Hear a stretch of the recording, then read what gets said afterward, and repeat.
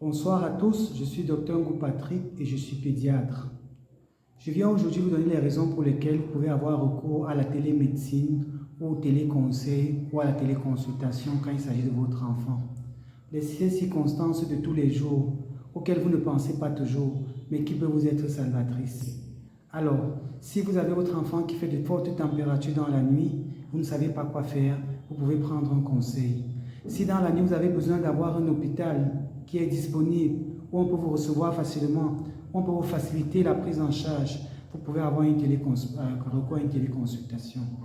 Si vous avez votre enfant qui inhale soit une substance toxique, soit un corps étranger et vous ne savez pas quoi faire dans la nuit, vous pouvez avoir recours à une téléconsultation.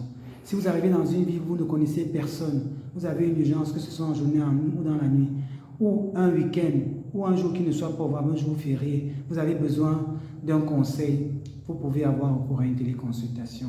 Si vous allez en pharmacie, vous prenez un médicament et arrivé à la maison, vous ne savez pas s'il est adapté ou pas à votre enfant, avant de le donner, vous pouvez avoir recours à un téléconseil.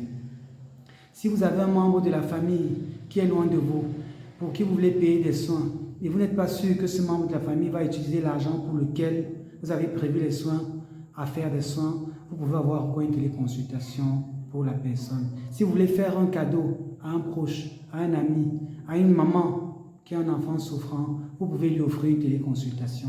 Alors la téléconsultation, en fait, ça vous facilite la vie, ça vous enlève un gros stress, ça vous épargne aussi dans une certaine mesure les files d'attente, mais on rappelle encore que tout ne peut pas se gérer en ligne. Mais la référence aussi est une consultation. Donc, appelez un médecin, échanger avec un médecin, vous donner la bonne adresse, vous donner le bon contact, vous mettre en contact avec la formation sanitaire qui peut vous aider. C'est aussi de la téléconsultation, ça aussi de la consultation. Donc, ça a sa place. Alors, tous ceux qui hésitent encore à télécharger la plateforme Waspito pour les conseils, pour les consultations, parce qu'en fait, Waspito, c'est un réseau social. Donc, ce n'est pas seulement hôpital, consultation. Vous pouvez poser des questions aux médecins, aux professionnels de santé. Vous pouvez lire des contenus extrêmement intéressants, extrêmement pertinents, et ceci gratuitement pour pouvoir résoudre les problèmes de vos enfants. Alors, si vous n'avez pas encore téléchargé l'application Waspito, je vous conseille de le faire. N'attendez pas le jour où vous serez dans le besoin et vous paniquerez parce que vous ne savez pas comment est-ce que l'application fonctionne. Parcourez, voyez tous les spécialistes qui sont disponibles sur l'application et puis donnez votre avis. Voilà.